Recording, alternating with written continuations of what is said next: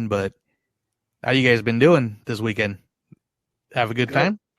It's cold, man. It's cold here. I'm excited for my honeymoon. Nice, nice. We'll definitely get more on that. So, but ah, you Yeah, I guys. saw it was Well, like 90 in LA last weekend. I Yeah, I know saw that's that. crazy. I thought it was 30, so I was like, "Whoa, that's really hot." Because I don't know what 90 means. I It, guess it, that's 30. I don't know. I think that's close to 40-ish to you. Who knows? I don't know, but it was warmer there than it was in Vegas. So that was true. Yeah, I But saw that. How do you like Vegas? I don't know what band you saw, but it looked fun. so yeah, we saw a couple rock bands, Hailstorm and Evanescence, and super cool. Haven't been there in 10 years, so it was a lot of fun. Shout out producer Christy.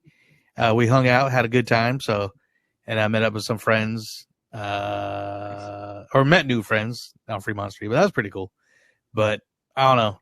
I know we were excited, and we're going to be talking about it later. But it's funny when we were recording last episode.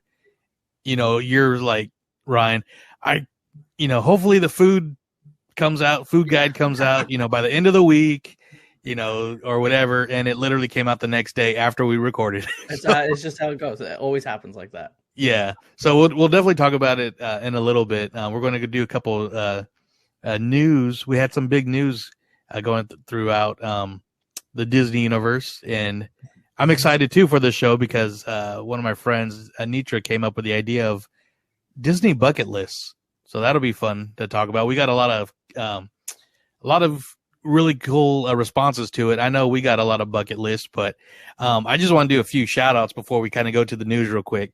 If you're watching on YouTube and you're checking out my Jungle Cruise skipper hat, this was a special ordered from Trader Brandon. He was on the show a couple years ago, and he's a former Disney Imagineer who designed both the Enchanted Trader Sam's Enchanted Tiki Bar and Trader Sam's Grog Grotto in Florida. So he's the one that came up with a backstory and everything. And he had these hats designed, made to fit not strictly, but straight from Poland. So they're like made to order. And because the cheap one I have for Adventureland Day has an elastic on the back, but this one's nice, has a little leather bill. It fits perfectly. He also sent in a recipe card, and this is a Jaws reference, but it's Quint's Grog, because some of his tiki mugs are actually the yellow barrels from the first Jaws movie. So I'm going to try that later.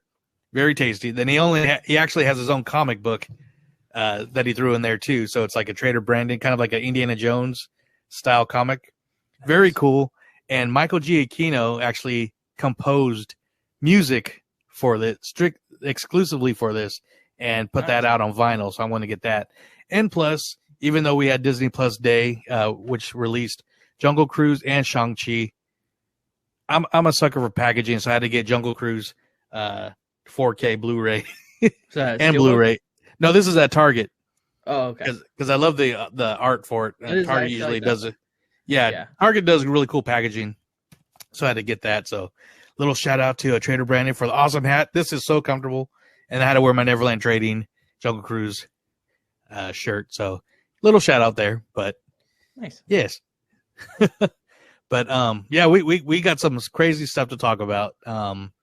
We're going to get to the brand new Spider-Man trailer that was just dropped a little bit over an hour ago, and Alex hasn't seen it yet.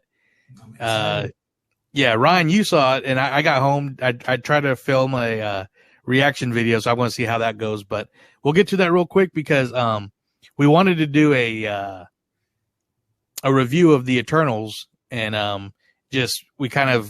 time got kind of crazy and didn't get around to it. So me and Alex saw it on opening night. We're going to get to it real quick. So this will be semi-spoilery. It won't be too spoilery, but most people that were excited for it have probably seen it by now, so they know all the spoilers and stuff. So, but I will kick it off to you, Alex. What did you think about the Eternals from Marvel? It's going to be spoilery. I'm pretty sure we're into 3 weeks now. So yeah, we're at that window.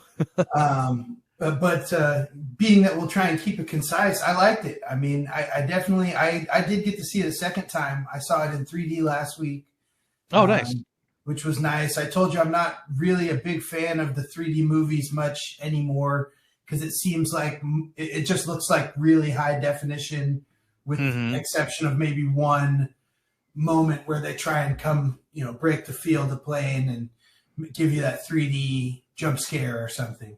And in Eternals, I thought that moment was when Circe turns the deviant into a tree down in Argentina when they're at the place with Druig. That was really cool, seeing the water come out and the trees spring up or whatever. But yes, overall, I thought it was a really fun movie, a much different Marvel movie. But for what it attempted and what it brought to the MCU as far as diversity and just new characters, as kind of, I hope, a bridge to what's coming rather than a cornerstone of what's coming. So. Yeah, I really enjoyed it. I've only gotten around to seeing it once. It definitely had a different feel than a traditional Marvel movie. Some people were comparing it to even a DC movie, which I didn't so much. I think being not familiar with the director, was it Chloe Zhao? Chloe Zhao. I know she's like more of an art house style director, but very successful. She's an award winner. But I always feel weird when they bring in art house directors for Marvel movies, but everything was complete. I thought she did a really good job. Sadly, and I don't think this had anything to do with the movie, or just that I was at work at 6:00 that morning, but I kind of dozed off during the climax. And so I know what happens. I was watching the Nerdist videos and stuff, but no, I really liked it. And it's just, I know it's been getting a lot of crap from a lot of sites and stuff, but a lot of the sites are the ones that seem to be hating on everything that Disney and whatever they own is putting out, like, every time. So, I really enjoyed it. I'm hoping we get like you said, it's a bridge to what's to come, which I think it will be. I think it will tie into even the post-credit scenes from Shang-Chi. We were talking about that, but I thought it was pretty good. Favorite moment, favorite character? Favorite character was it Kingo? Kumail Nanjiani's character. Mm-hmm. I'm just a big fan of his comedy, and I just thought it was funny. Even the over the top Bollywood dancing stuff. But I don't know. I guess, and I was reading something where he actually has his all the film posters from where he was his great grandfather to grandfather to. He's got it in his house and stuff. Yeah. Nice. No, he was probably my favorite character. That I'm trying to think. I was kind of hoping more from Salma Hayek's character Ajak, but that's just because I like Salma Hayek. But that's what's up. Yeah, Ryan, you didn't get around to seeing it, or no? We bought tickets, and then we were just like, we weren't interested. I was gonna see it for the show, but now we have two people that see all the movies and not just one, so I can kind of skip out on some now. So, and I haven't been excited at all, like, from any of the trailers. So I was just like, we'll just stay in and ordered some food and stuff. So yeah, I'll watch it when it comes on Disney Plus. Yeah. I'll watch Shang-Chi now that that's out. So much came out on Disney Plus, though. We'll get to that. Yeah, but, definitely. I'll watch it eventually once it comes to Disney Plus, but just like I wasn't interested. I didn't want to go sit for, and it had a long run time too. Yeah, but it 240. Yeah. So yeah. I think I mentioned this to Alex. Even though I really enjoyed it, there were some deep parts where who said it? It might have been on Nerdist or something, but they said that the movie at one point was too long, but then at the same point was too short for the story they're trying to tell. Yes. And I think this show would have been, or this movie might have done better as a show, even like a 6 to 7 episode arc. But did they try to like squeeze in a backstory for each character? There was almost, yeah. And then a lot of going back in time to like when they first came to Earth and stuff. So, and I don't say it was choppy, but at some parts were choppy. But then they're building up another character. Like they introduce a certain character, Kit Harington's character, who's in the comics. He becomes the Black Knight, and so I mean they like, hey, here's Jon Snow and we're going to show him in the beginning, in the middle, and the end, then in the post credit scenes, which was really cool. I mean. And spoiler warning, I saw that Blade was kind of introduced in the post-credit scene. Yeah. That's pretty cool. Yeah, I still don't know who Blade is, but I like how they did that. Yeah, and if like I say, if you want the backstory on his character and that actual Blade, go to Nerdist. They break it down really good, and like they even mentioned how like the Blade is strong enough. What was that? It's called the Ebony Blade. Yes. And it might have been the blade that might have beheaded the Celestial in Guardians of the Galaxy. The Nowhere, the head that's floating in space, that's called Nowhere. And there's a whole backstory with that it might actually, in some comics, it was actually like a symbiote style stuff in the blade. So check that out if you really want to deep dive into that. But yeah, I actually remember from the castings that Kit Harington was cast as the Black Knight. Yeah, and then they wiped any recollection of that because it ends up being kind of a stinger or an Easter egg at the end of the movie. They never really mention that's who it is. But I guess if you're familiar with the comics, you would know Dane Whitman, I believe is his name. Yeah. So you would know that as the Black Knight. So when we were watching it, I didn't remember, but when they said who it was, I was like, oh yeah, I remember they said that's who he was going to be. And I wasn't even clear on the connection with the Black Knight and the Eternals at that time.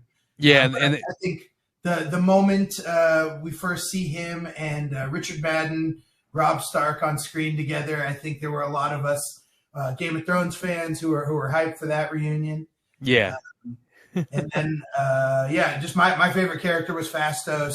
Along with what you were saying about how it was too long, I do agree it would have been a great Disney Plus series.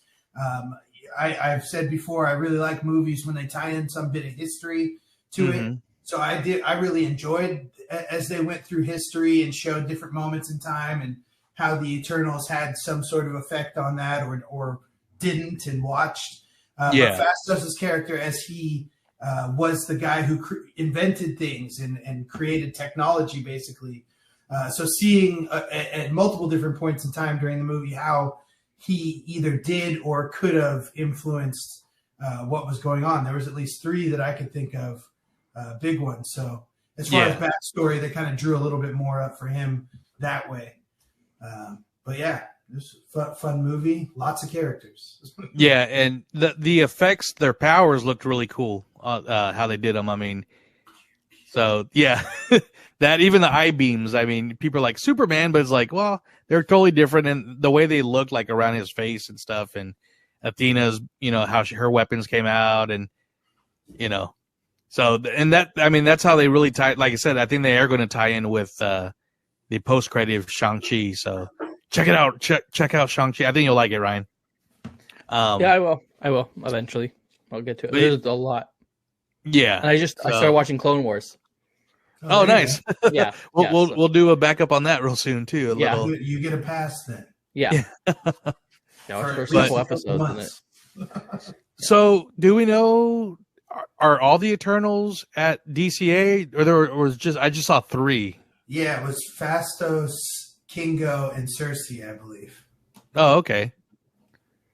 That's cool. I mean, I wonder if they're going to alternate them once in a while, or who knows. So those were the 3 that were technically left on Earth at the end of the movie. That's right. That's right. If you don't count Sprite, because Cersei changes Sprite from an Eternal to a human. Spoiler. But so it makes sense that the only ones we would see at Avengers Campus are the ones that are still Earthbound. Yeah, that makes sense. Prior to being zipped up. Yeah.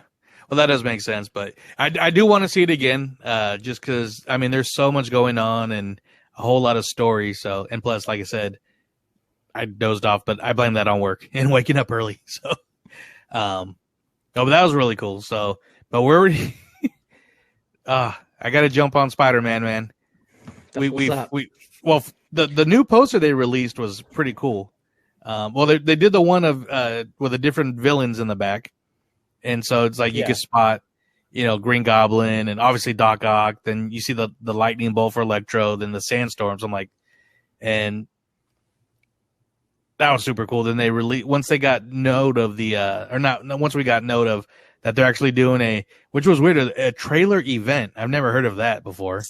Did you see? Did they do that in multiple cities? No, it's just LA. Yeah, I saw someone who was in the room for that on Instagram. They were all freaking out. Tom Holland was there and talked to the crowd after. Can you imagine waiting all day just to go in the theater to watch a trailer? I mean, yeah. If I would have done it. Yeah, I probably would have done it too. Yeah, it's almost like the old Phantom Menace days where you had to go watch like Wing Commander just to see the. Yeah.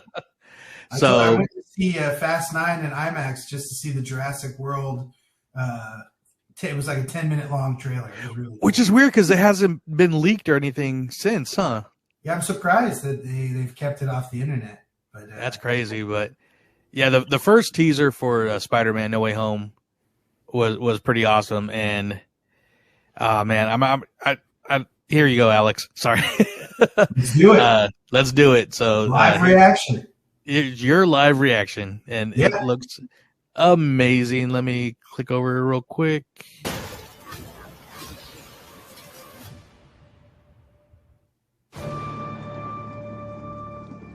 Ever since I got bit by that spider, I've only had 1 week where my life has felt normal. That was when you found out.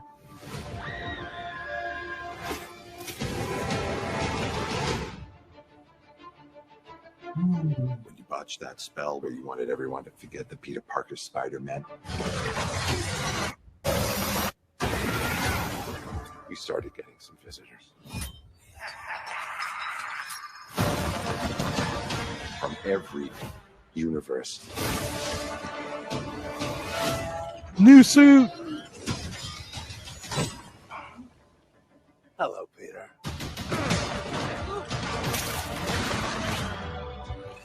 You're not Peter Parker. I'm sorry, what was your name again? Dr. Otto Octavius. Wait, no, seriously, what's your actual name? There are others out there. We need to send them back. So, Scooby-Doo this crap. All this is kind of your mess. I know a couple of magic words myself, starting with the word please. Please, Scooby-Doo this crap.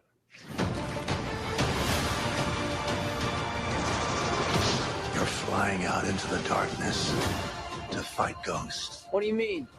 They all die fighting Spider-Man. It's their fate. I'm sorry, kid. Yeah, me too. Don't.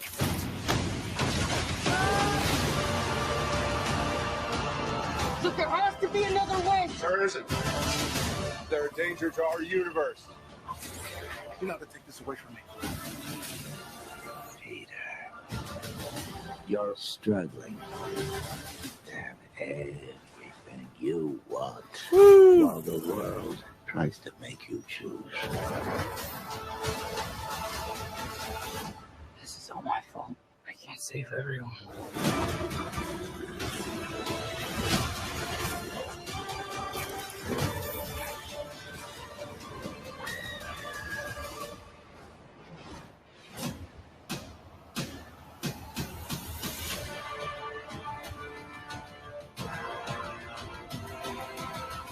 What's happening? They're starting to come through, and I can't stop them. December 17th, exclusively at movie theaters. Tickets on sale November 29th. Spider Monday. Spider Monday. Cyber Spider Monday. Yeah. I saw that. So what do you think? He was standing on top of the statue at the end. It was hard to tell. I let me see if I can pull it up again. I think that's The beginning of the movie. I don't When know. they're all coming through. And then he's gonna say, I can't save them all, and then Andrew and Toby are gonna show up. At the beginning of the movie? I think so. I don't know. I mean, obviously we'll find out, but let's see.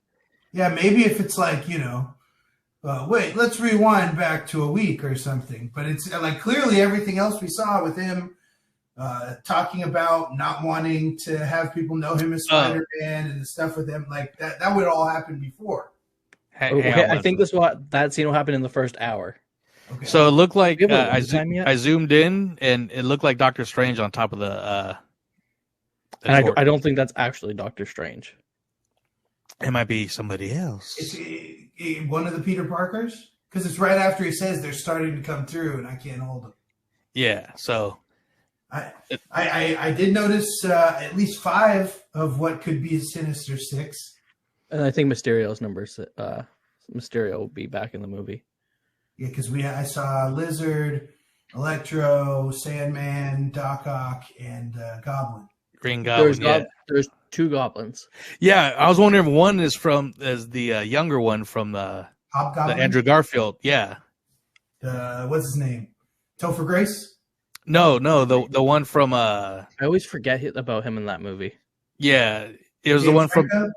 No, the Andrew Garfield Spider-Man. That Topher Grace played. Oh no, wasn't he Venom or something? Yeah, hopefully we don't get him. I think Venom. Well, there's also the possibility of Venom too.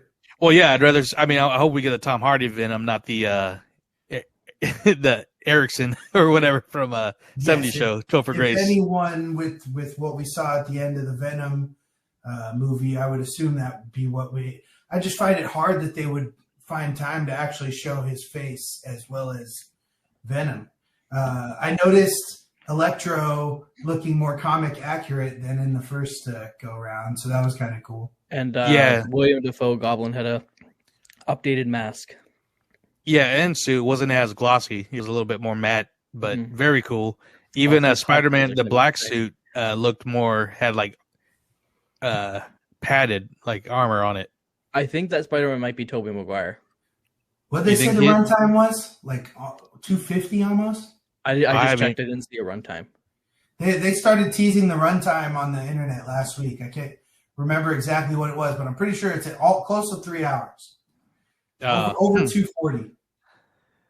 Yeah, I'll believe that when I see it.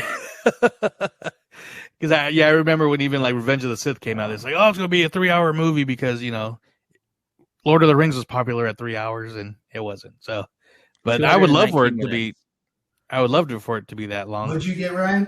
219. What's that? So right here it says runtime of 2 hours and 49 minutes. It's red, okay. But I saw posts about it on Instagram and stuff last week as well. So I'm for it. Extra half hour. Oh no, I'm for it. Yeah. So. Well, it just seems like it has so much to cover. Yeah, and build up because it builds into the Doctor Strange Multiverse of Madness, which they just announced a few days ago. That's kind of going through some reshoots, which is big movies that have a big budget. Reshoots happen, so people don't need to freak out about every time. Well, unless it's The Last Jedi. Oh, jeez. But we posted this on Instagram and we got one comment already. And so John Zancanero, our good friend, I cannot wait for this. 2 hot flame emojis. When Doctor Strange says they're starting to come through and I can't stop them, whatever reveal that will be has to be incredible. And I agree. That might be. I mean, that looked like what we saw in Loki. When the multiverse was branching out. So, so I don't know. I'm excited. I mean, that was a badass trailer.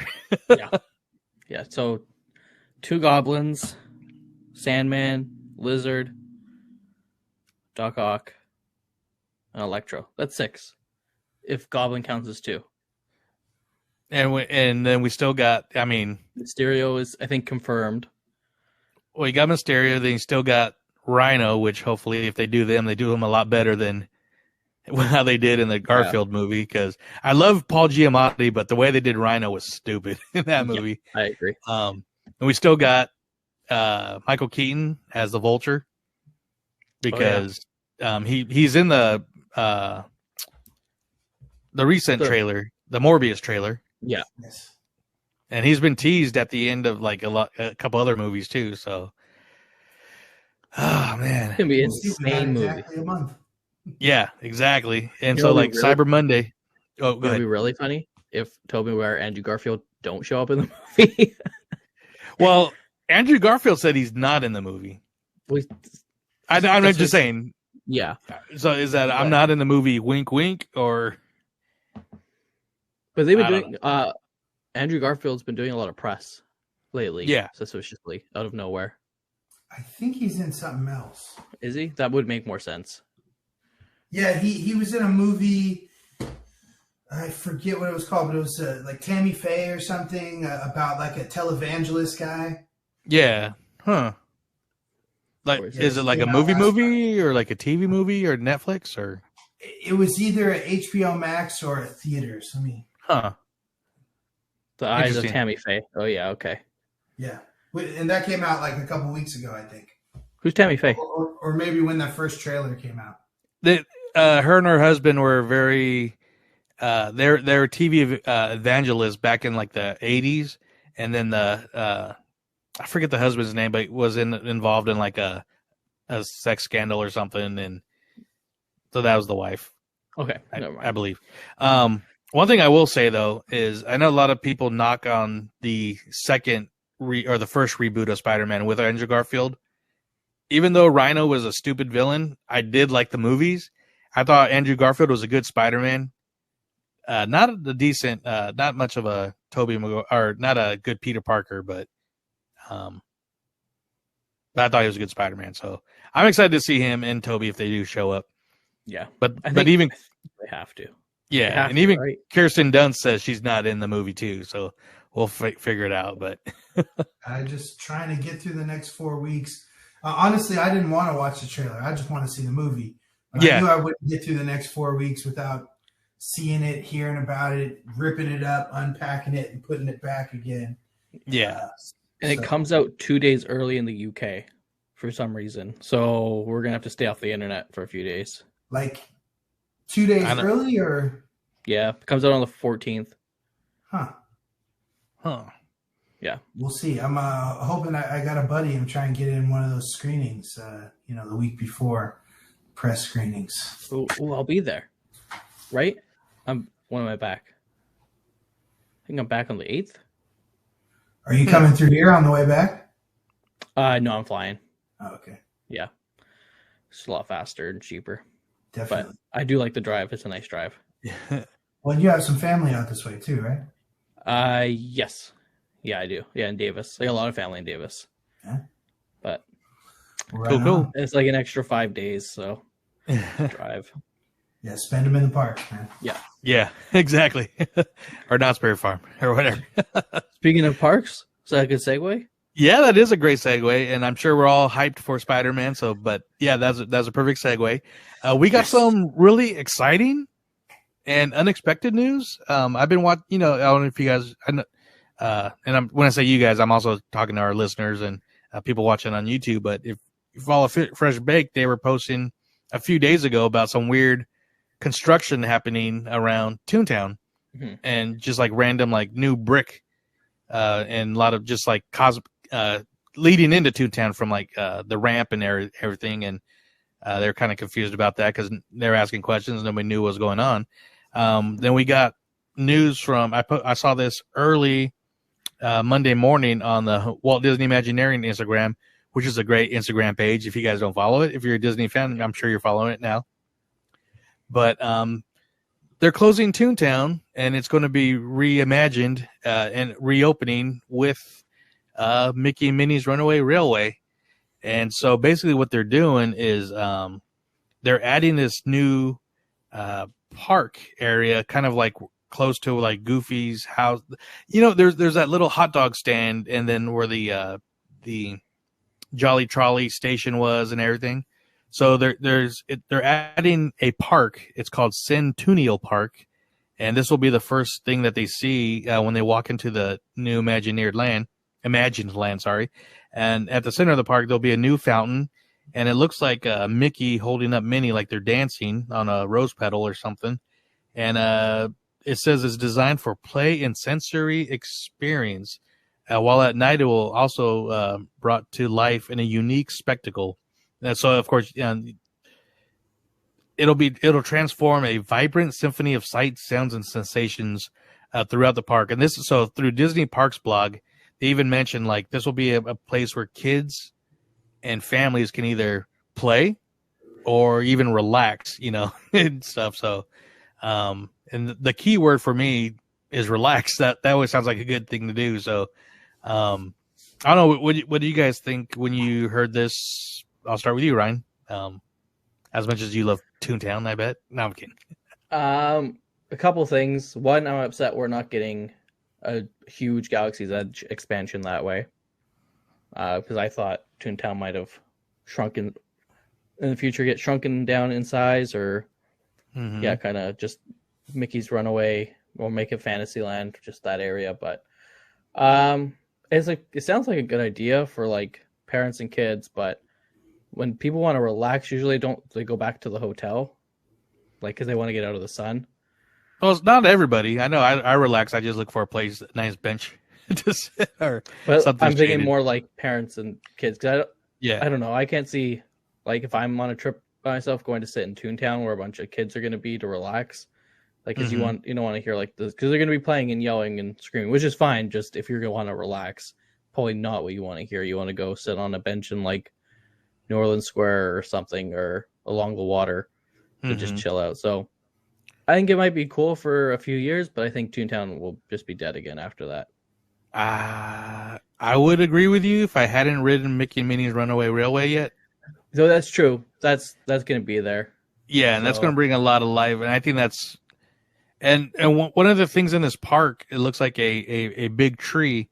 And I was reading somewhere, somebody mentioned that, and Alex, you'll probably remember this from the Walt Disney Family Museum, but people are saying that this might be kind of like Disneyland putting in, there's a tree that Walt called the thinking tree. Yeah. Or something. I had someone was actually reading that. That's what this is supposed to be. Yeah. Walt's tree. And I'm all for that, I mean. Yeah. I'm for that. It's always a good idea to bring more Walt to Disneyland. I'm a fan of that. So, the one thing, because they have two concept art, and one's from kind of like looks like a sky view from behind like Small World. But one thing, I don't know if it's just hidden for this or not, but at the bottom I do not see Roger Rabbit or the fountain there. So, but I hope that's just to focus on the new stuff. I think the fountain goes, but because it looks like there's some grass over on the side by Roger Rabbit as well. Yeah. But yeah, that was the big funny thing, raise the ticket prices and we'll give them lawn. Yeah, exactly. Yeah. We will give them some grass. But I think honestly that the whole thing is justified by Mickey and Minnie's Runaway Railway. Because if they didn't shut down Toontown, you just got huge.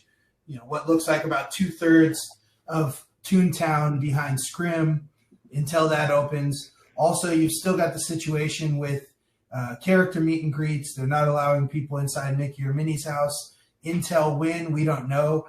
But by taking that out of the equation, it's one less reason for people to be back there. And I'm sure they're doing it with the hopes that when they reopen it, they'll be able to have people inside the houses.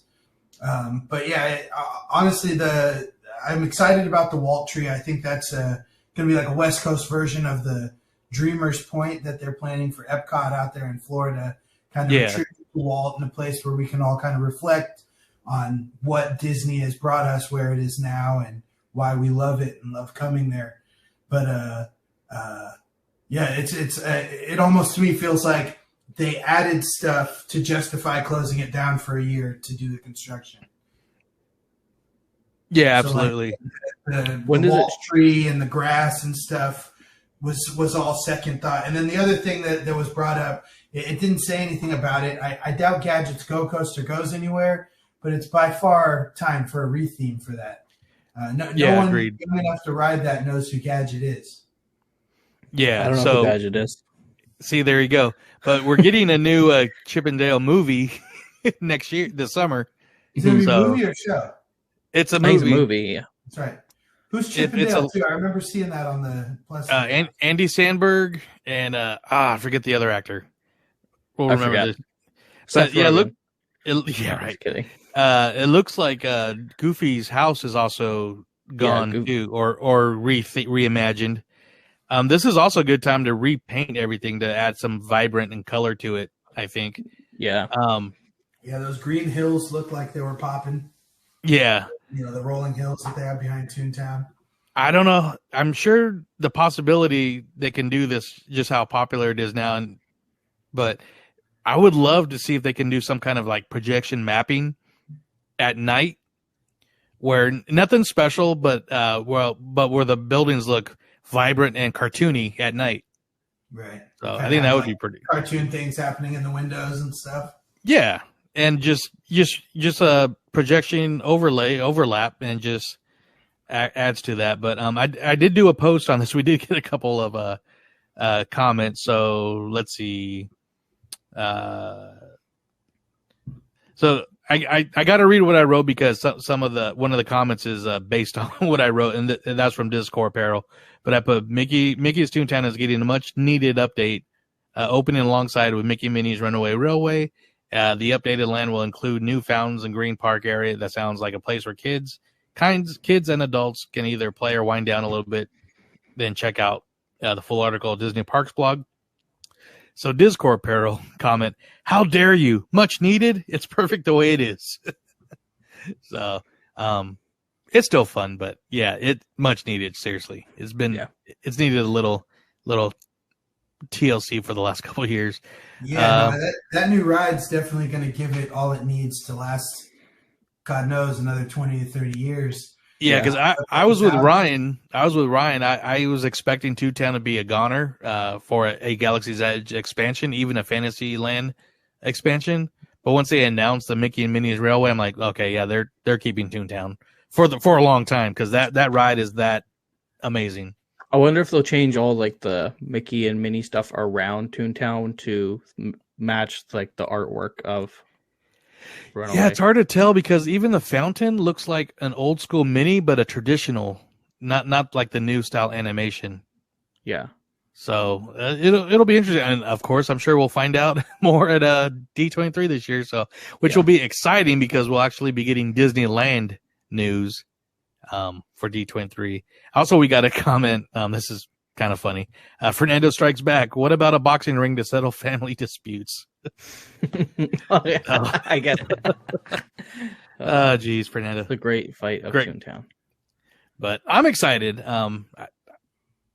I love Toontown. Even if I don't ride, I love riding Roger Rabbit, and I just like walking around there every once in a while. I know it's kind of like a dead end, literally, when you get that way, but I'm excited. So I'm just excited to see what it does. I mean, I'm excited for the ride. I think that the spruce up is, in order for this big brand new ride to be back there.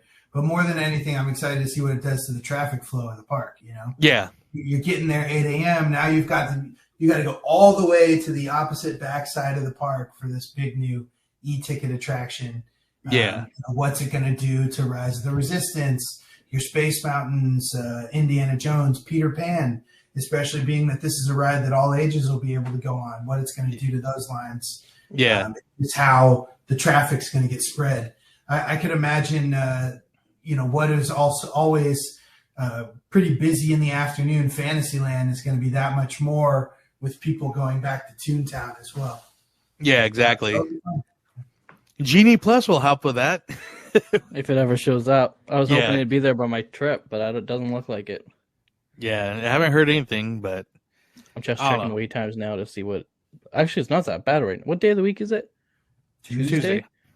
Everything's like 10 minutes. Nice. Huh. It's a party night. Yeah. Oh, it That's is. Marius Various Nights? nights is tonight. Oh, okay. Well, I think I don't know. Can we talk about that real quick? Yeah, let's. Yeah, well, I we're guess. gonna get into food and stuff, right? Yeah, yeah. Well, I was gonna quickly. So I just want to double check though, wait. but we're all excited about Toontown update or meh? Very excited about Toontown. Yeah. Anything new in the original Disneyland, I'm excited about. Yeah, if they do a good job, I'll be happy. And the concept art looks amazing, like it always does. So.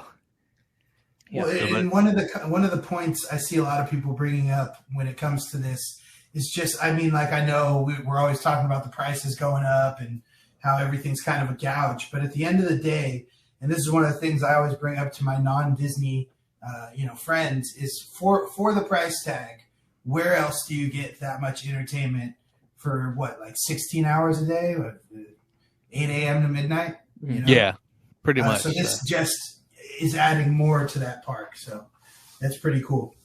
Very cool. But speaking of Christmas, the Merriest Nights that's what it's called, or Merriest Nights 2, I believe, is happening. Merriest Nights 2. Yeah, which you're going to, Ryan. But yeah, literally after we started recording episode 100, we got the foodie guide that you're expecting. So yeah, I'll let you real quick. Merriest Nights. A lot of people are upset with it. It doesn't seem like there's much to do at all. Unless you like the Muppets. Well, yeah, but besides that, like, it's just photo ops. Like, they didn't do anything. You get some lights, but all the YouTubers and stuff, they're all like, for $175. Yeah, it sounds like the party was like the parties in each zone are not all they're cracked up to be. No, because they keep saying plus much more, like plus so much more, and they didn't add anything else. Well, if they had to pay the actual Muppet players to be there for 6 nights in the winter, that would explain the cost a little bit. To me, and I don't know if this is a spoiler for anybody who hasn't gone or seen the videos, but the actual Muppets, like the size that you see on television and movies, are going down Main Street on the double-decker omnibus. That is amazing. I can only recount in my lifetime 2 other opportunities where I could have seen the Muppets live and in person. So if I could get a ticket to this and get down there, I would, in a second, pay $175 to sit and watch the Muppets probably twice and eat a churro. Yeah. Shout out. Most of my time will be on Main Street. I think just getting footage of the Muppets and stuff. I just want to give a quick shout out to Skywalker Through Neverland. They were at the first one, and I was watching that. I don't watch any videos rarely, but when Richard and Sarah post, I like to watch their videos, and they got a really nice spot where the Muppets were performing. But so I just want to say that real quick. So go ahead, Ryan. Sorry. Alex, were you saying something? Oh no, I was talking about, Joe had mentioned the projection mapping with Toontown, and that was one of the things I noticed. All the projection mapping they did on Main Street for the Victorian Christmas. And how I was saying they could do cool animated stuff with the windows, and you actually see some fun animated stuff in the windows along Main Street. I concur with the cost being a little much, considering there's not a lot going on in other places. But for me, seeing the Muppets live and in person would be a bucket list. Right there. I've done that. I've done that once at Disney World. It was the year they were doing the volunteer thing. Oh, that's right. They had the window. Did you see them in the windows? No, my niece did. I've seen some of her videos are super awesome, but they actually had this volunteer, you give a day, you get a day. Mm-hmm. And I think I did that. Yeah. So the second year was actually, they did it for 2 years because it was so successful. And the second year was actually run by the Muppets. So they had a parade and they had a float, and that is a regular Disney World daytime parade. But the beginning of the float was a Muppet float, and it had the actual full size Kermit and Miss Piggy on the float, and then Sweetums was running through, like kind of walking around it, and then he was like high fiving people in the crowd, and this is the real Sweetums that you see like on the show and in the Muppet Vision, and I had a nicely shaved head that day, so he actually came up to me and did the little rrr on my head. So nice. Yeah, that's my story. Yeah, I forgot about the Disney World Muppet encounters. They had the great moments in history. The Muppet Mobile Labs were out there. But yeah, I was only thinking they did a concert at Hollywood Bowl a couple nights a few years ago. And then they also played Dr. Teeth and the Electric Mayhem, played at Outside Lands a few years back. Nice. I would have loved to see that. But I know, and I think we mentioned in our Muppet episode in the past, they did have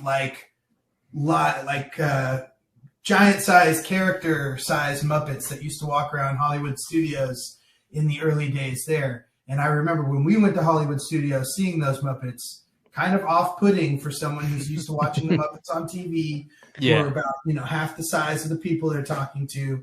And here I am, like an 8-year-old kid, Kermit the Frog looks like a giant monster. Like they were all Sweet'em size. Let's put it like that. That's not right. But sorry, we're going on our Muppet tangent. It's okay. Muppets are awesome. Always. Christmas party looks like Christmas fun, food. overpriced. Let's talk about the food. Let's talk about the food. That's what I'm on the show for. So I'm just gonna go through kind of the hitters that I'm excited for. I'm just doing the regular food guide, not the party. Festival of the Holidays? Not the Festival of the Holidays, because actually not everything looks really fancy on that menu, so I don't know how much I'm going to eat this year. But going to the food guide, I like pizza, so they have a chicken parm pizza that looks pretty good at Alien Pizza Planet, so I'm going to try that out. We have one Blue Bayou reservation, not during the party. Unfortunately, I couldn't get one. That was a fun day trying to get reservations, but they have a cookie butter creme brulee, which sounds delicious, that I will be getting. And Cafe Orleans, Cafe Orleans has a hot chocolate creme brulee. I can't say it right. I'm sorry. I apologize. That looks delicious. Creme brulee. And I went back a page. Let me just go back. There we go. Okay. Churros. I'm just gonna list them off for Disneyland because there's a lot. We have a chocolate cinnamon churro. Sounds delicious. A groom churro. A bride churro. So you guys can get that in New Orleans and Critter Country, and then go take a cute picture in front of the mansion. A pink coconut churro in Tomorrowland. So those are I thought there was one more, but there's not. So, I know. I was kind of hoping they would do the Miguel's churro. There's like the chocolate churro with a chocolate dipping sauce in Frontierland. Mexican hot chocolate churro. Yeah. Yes. Maybe in DCA. Maybe. It was in Frontierland before. It was a cocoa churro. Yeah. Cocoa dusted with a spicy Mexican hot chocolate dipping sauce. I didn't see it on this year's, but you definitely go back and look because they're up to like 10 different types of holiday churros. There's a lot of churros. Yeah. The two parks. So going over to Galactic Grill, they have a caramel pecan brownie parfait and a peppermint mocha frap that I will be trying. I got to shout out the seasonal burger there. Sounds interesting too. Yeah, I don't know. I lost that. I believe it was a burger with sausage, some kind of cheese. Oh, here we go. Onions. Yeah. There's a lot of words I can't pronounce on there. So what Alex said. Yeah. It sounds like a giant sausage McMuffin. Yeah, I mean, anytime you throw two meats on a bun, I'm checking it out. Burger with cheese. Burger with cheese. With cheese. Something that's been making the Instagram rounds that looks delicious is from the refreshment corner, the spicy meatball sandwich that looks absolutely delicious. That sounds good. Yeah. Are you getting all these you're listing, or these are on the wish list? These are what I am going to be getting. I got 7 days in the park, 6 days. Okay. So I'll be eating. One thing that I'll be trying. So for the Merriest Nights at Blue Bayou, the meal is a seafood boil, and it's $70. Or you can go to the Harbor Gallery, and I think for $15 you get the exact same meal. So I highly doubt it's the same meal. But it's the same picture. Well, so Best Life and Beyond did go do that, and I saw because the Harbor Galley one they have is a seafood boil for $2. Yeah, and I think they also have one for $1. But I was just reading that's not available until like December 4th or something at Harbor Galley. Also, the one at Blue Bayou, they offer either a seafood, a meat version that has andouille sausage and either another type of sausage or chicken, or you can get an all-vegetarian boil. And I'm pretty sure that one comes with appetizer and dessert as well. $70 is still a lot of money. Yeah. But, I mean, yeah. You know, 50 of it you're paying to sit next to the Pirates of the Caribbean, and the rest is for the food. Yeah. Yeah, because Harbor Galley's still being worked on, aren't they? I think they're adding the seating. Yeah, out there on that little secret path or something. Yeah. Either way, that sounds good.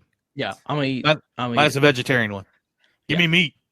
Yeah, the meat boil. I'm not a seafood eater, so the fact that they're catering to us and making a meat version of a seafood, because I love the potatoes and the corn and all that stuff. Then that broth, all just like soup. Oh, I'm so hungry right now. Me too. I got. And you can have a hurricane too. Ooh. Continue, sir. Sorry. On to the Jolly Holiday Bakery. They have a turkey noodle soup. So that's a little twist. Not chicken noodle, it's turkey noodle. I've had their regular house turkey soup because as much as I love the grilled cheese and tomato soup there, I wanted to change it up. So their turkey was really good. So actually adding that turkey noodle sounds delicious to me because I love turkey soup. Sounds awesome. Nice. Bring me back some. I will not because I will be eating it. And they have a holiday brownie. That looks good. And the holiday sandwich that looks so delicious. It's roasted turkey, stuffing, gravy, cranberry sauce on a rustic bun with house-made chips. That just sounds so good. Go get that Earl sandwich. That's what I had at our last visit when we. Yeah, that's what I had too. But I think this one will be a little bit better because you'll be in the park. Yes, that comes with magic. Yes, comes with magic. They have the Mickey soft gingerbread cookie, which is always is so good. That's one of your favorites. I know that. Yeah. Yeah, it's so good. Oh my god, you're gonna get so many pictures of that. So the Plaza Inn is offering a Christmas fantasy parade dining package with roasted New York strip loin and house-made mac and cheese with autumn vegetables and chocolate bread pudding. And then you get a little reserve spot for the parade. We had reservations for that, but I think that was $70 too. And the meal didn't look like amazing. It looked good, like a good meal, but so we dropped our reservations for that. That's that. That all sounds delicious. Yes. Moving on to the Rancho Del Zocalo, the pork zolo, traditional Mexican stew of hominy, shredded pork, and then a word that I can't pronounce, giagolo peppers. I don't know. Garnished with lime, cabbage, onion, radish. That looks pretty good. It sounds like pozole, and that sounds amazing. Yes. Dessert nachos, cinnamon crisp, topped with berry compote, whipped cream, and honey cream. Anglaise? I don't know what that means, but it looks good. And then Red Rose Tavern will have the gray stuff, but holiday style, eggnog cold brew, and Mickey shaped gingerbread cookie, which I believe is just the same as the one I talked about earlier. There's just not a picture for it. Riverbell Terrace will have a hummingbird cake, which is pineapple banana spice cake with cream cheese frosting and candied pecans. That sounds delicious. Seasonal monkey bread. I think we have a Riverbell Terrace. Yeah, that's why I marked what I'm eating. It's Tropical Hideaway has a holiday Dole Whip. I believe that's just at the party. And apparently just tastes like straight sugar, so I'll probably get that. Now we're moving on. Sugar is always good. DCA. I'm going to jump to the churros. They have a dusted gingerbread churro with sweet gingerbread crumbles drizzled with vanilla frosting and finished with Christmas chocolates. Tres Leches hard float. I know I'm pronouncing that wrong, and I'm sorry if I offended anyone. You're pretty close. Hot chocolate peppermint ice cream sundae. Yes, I'll be getting that. Going to the cozy cone. There you have a cherry chocolate churro. I'm not a big cherry guy, so I probably won't get that one. Peppermint ice cream, creamy pesto Alfredo cone. The cones are kind of hit and miss with me. So I might get that one, but they're really heavy, the cones, because they all have all that bread after. Thick bread. The pretzel. Yeah. Yeah. Scrolling. Lamplight Lounge has a holiday hot chocolate. It's peppermint schnapps and vanilla vodka in hot chocolate topped with whipped cream and peppermint. That sounds really good, and I don't even drink that much, so I think I'll be getting that because we have a Lamplight reservation. What else? There's a lot of breads, sourdoughs, candy cane sourdough at Pacific Wharf, sorry. Christmas tree pull-apart sourdough, snowman sourdough, and Mickey-shaped gingerbread. So I think that's probably just a little cookie again. And Schmoozies has a peppermint shake. I'm really upset that they didn't bring back the churro shake from our trip. Yeah. So good. And this burger from Smoke Jumpers looks real good. It's a cranberry turkey burger. It's grilled turkey with cranberry barbecue sauce, seasoned with sweet potato fries and onion strings, served with waffle cut fries.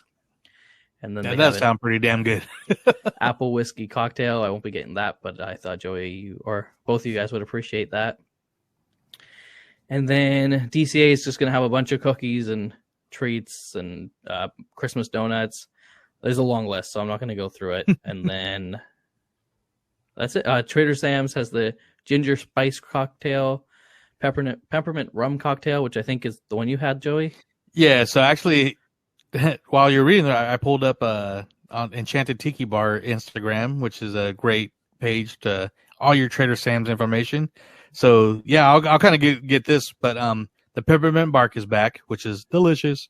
So Teeny Bubbles, I didn't have that one. Couple years ago, I had the ginger snaps. That was delicious. And they have the Jungle All the Way. So the mug that I got, they're reissuing that for this year, which was the Skipper Nutcracker. Nice. Yeah, we have Goofy's Kitchen on Saturday night, so maybe we'll stop on the walk back to the hotel, have a drink. Nice. Very cool. But yeah, So- sorry, that was a lot of food. But you'll all be getting pictures and a lot of boomerangs, so don't you guys worry. No, we need to do better than boomerangs. We need actual descriptions of what you're eating. So Yes, photo with description of what you're eating. Okay, I'll do little videos. I only want a boomerang if it's going into your mouth. Oh, I could do that Whoa. too. Yeah. Well, I'm just But, saying, boomerang is an action shot. There's no It is. action in food sitting on the table. Okay. Good I'll point. just do like my mouth open and just like Children's program. churro. Oh man, you guys, that's awesome. Welcome to YouTube, guys. So out of all of us, because I know we've all been there during the holidays, a lot of that sounded good. But is there anything that used to be on the menu that you wish would come back? And I'll start with you, Alex, on this one. And I know we're not going for the Mention the festival of the holidays, but that's always my favorite way to skip around and eat DCA. I did see they brought back it was like a white cheddar stuffing mac and cheese that looks really good. I had that in the past along with those little glazed ham shakes. so Yeah. good. The And glazed ham shakes I don't think are back, but the mac is. And then they have a lot of seasonal beers, Yeah. which I will be getting into. But yeah, I love Festival of the Holidays. Yeah, and then, Christy and her daughter Maya actually, I think, shared that macaroni and cheese too. When one of the years we went there, and I never got around to it. So Yeah, I mean it was not great, but it was good. Oh yeah, Yeah. it looks really good. I'm told for the chorizo cheese dip is really good. They sell that at the Brews festival stand. So the one that sells the beer has the yeah, chorizo. It's like a chorizo queso. oh, crazy. Yeah, Sounds good.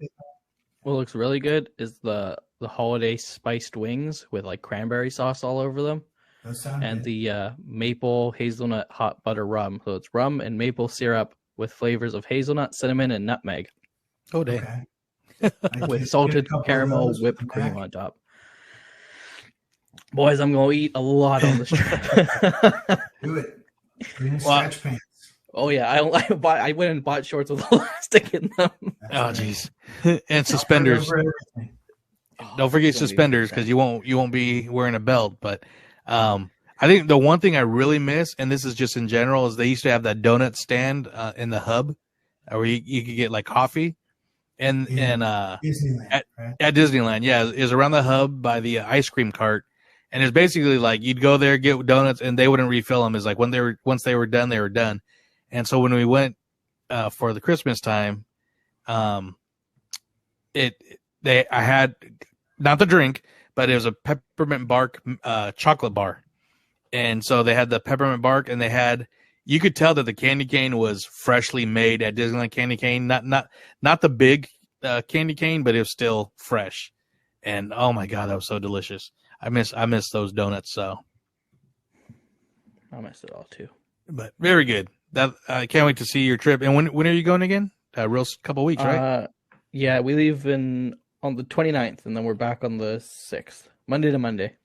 So what? Episode 103, we get that trip report, maybe. I think so. Yeah. Let's talk about our anticipation for Spider-Man. Yes. Jeez, yeah. Are you guys gonna? Oh, I'm gonna be on a plane when tickets go on sale, and I'm really stressed out about that because my flight's on the 29th, and the tickets drop on the 29th, and I don't know what time. So wish me luck, guys. I don't either, but I think you'll be okay. Yeah, I hope so. Well, that's cool. I know buy the internet on the plane if you need to. Actually, yeah, I'll probably do that. Yeah. Well, that's cool, man. Yeah, that all sounds really good. So, yeah, I can't wait to see you. It'll be a fun one. Gain weight for the holidays. I look forward to living vicariously through you at Disney this holiday season. Oh my God, the Knott's food looks so bad. Yeah, really we'll talk about that later. This new section is already going long. So. Yeah. Well, while Ryan is over at Disneyland and enjoying all the holiday stuff, we will be here at home enjoying the holidays through Disney Plus. Yeah, which we all just recently got the news from Disney Plus Day this last Friday, Disney Plus's second birthday. It feels like the end of the third year. It feels like it's been that long. I guess with how much Disney Plus we were watching in 2020 while we were stuck at home. But Disney Plus Day did not disappoint. They gave us a lot of big releases as far as box office movies with Shang-Chi and Jungle Cruise hitting the service, as well as a couple straight to Disney Plus with the Home Alone, whatever. Home Sweet Home Alone or something. Home Sweet Home Alone. I have not watched it yet, waiting to get a little deeper in the season, but I am looking forward to it. Not high expectations, just, a fun expectations. Well, I like Ellie Kemper, and I saw that the kid who played Buzz is back as a cop now. And so I think it'll have some callbacks and, at the end of the day, just some crazy antics and bad guys getting bad guy too, Yeah. So, but I guess we'll try to get quickly through the Disney Plus. I will flip it over to one of you guys. Tell me what your favorite thing you saw, favorite thing you're looking forward to. Well, before that, we did get a couple comments because I don't want to forget about these. So Disney Plus Day. For Disney Plus Day, and I just asked people what we got. So. The Main Street Mouseketeer, our good buddy John. The first thing I watched was the Imagineering story. My favorite edition had to be. So this is recently. Muppets Haunted Mansion. Hopefully they'll do more when they. And then I'm still waiting for House of Mouse. House of Mouse needs to come on Disney Plus. Old cartoon of the. I don't know if you guys ever watched that. Yeah, I did. The nightclub and stuff. Yeah, that was good. That was really cool. Let's see. Fernando Strikes Back. I work from home and I'm tempted to watch everything at once, but I'll be a good dad for once and wait until my kids get home from school. I'll probably watch Shang-Chi first. Good choice. Ciao Alberto and Under the Helmet. So, yes, to all that. And I still got to watch Lucas so I can watch Ciao Alberto. I don't know. Do you guys want to talk about what we saw first or break it down? How about we start with the big one that we were all excited about, Boba Fett. Yeah, that was a good one. That was good. Right? I watched it. Yeah, I thought it was great. That was the first thing I watched. I was hoping it was a little longer, but it was definitely more than just the sizzle reel, about 21 minutes. Yeah. I was actually watching. I watched Obi-Wan first because that's what I was most looking forward to. But we'll dropped the day before. Well, yeah, but it got pulled right away. Oh, okay, I saw it. Book of Boba, the Under the Helmet was a great documentary introduction to Boba Fett. If you're not familiar with him, was a great recap for people that are fans, lifelong fans of Boba Fett, such as I believe all of us.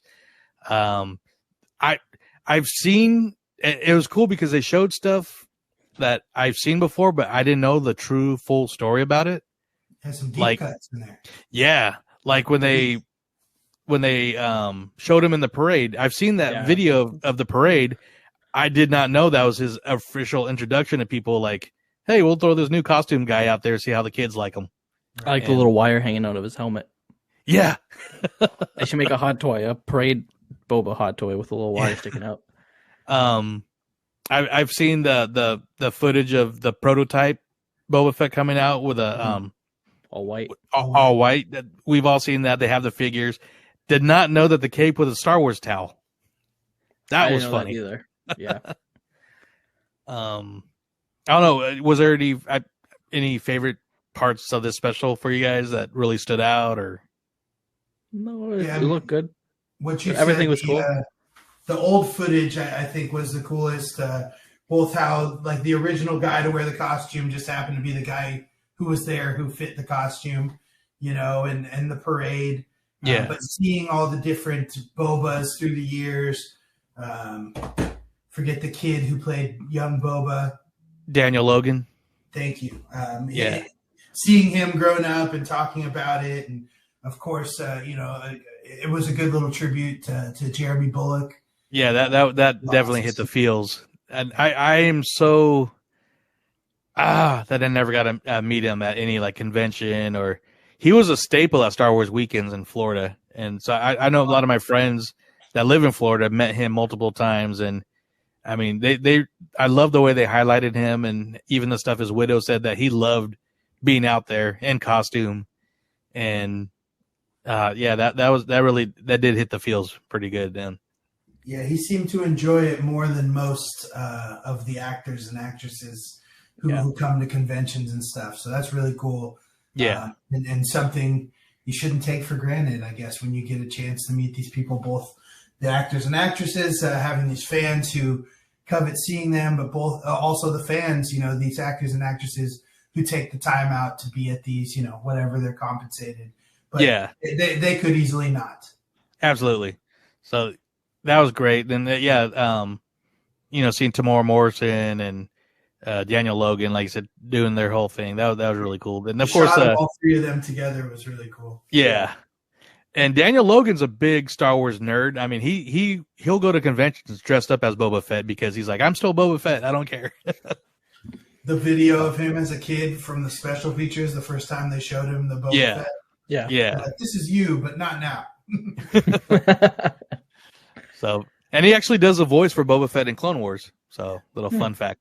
So, that was really cool. It was pretty much what I was expecting. It was going to be kind of like a Boba Fett 101, but I liked how they really did highlight everybody that's played him in the past. So that was really cool.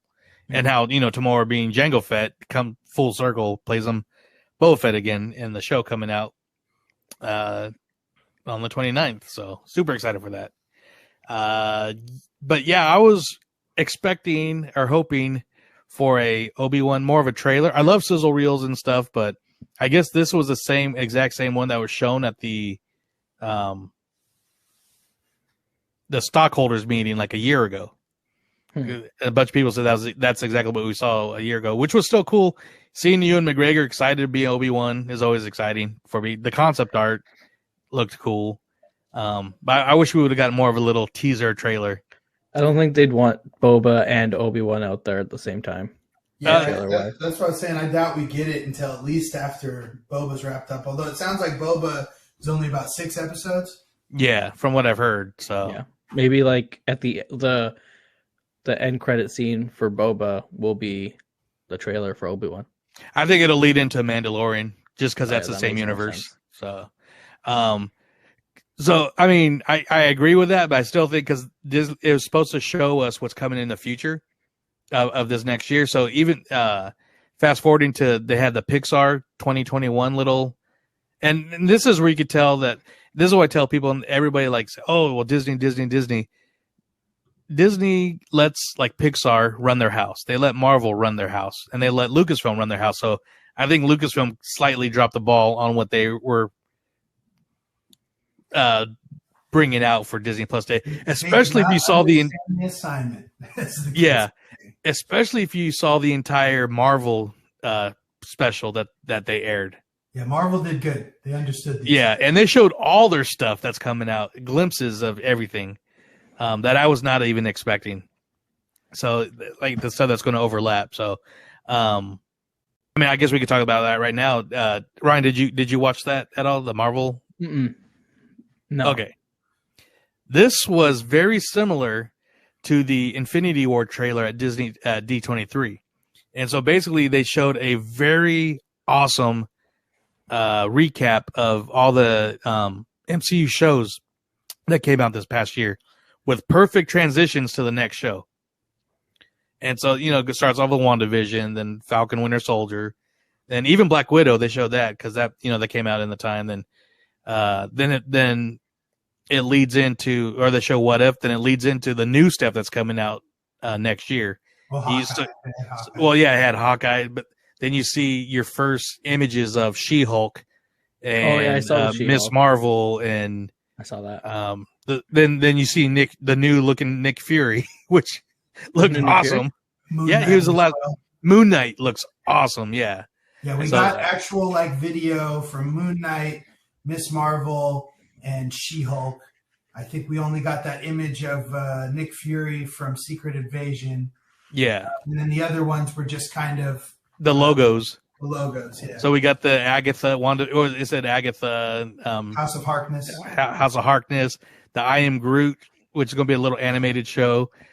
What If Season 2? Yes. Guardians of the Galaxy Holiday Special. Secret Wars. Ironheart. Oh, man. We got a lot of stuff from Marvel. So, and like I said, going back to the D23, they're showing the first 10 years of all the movies.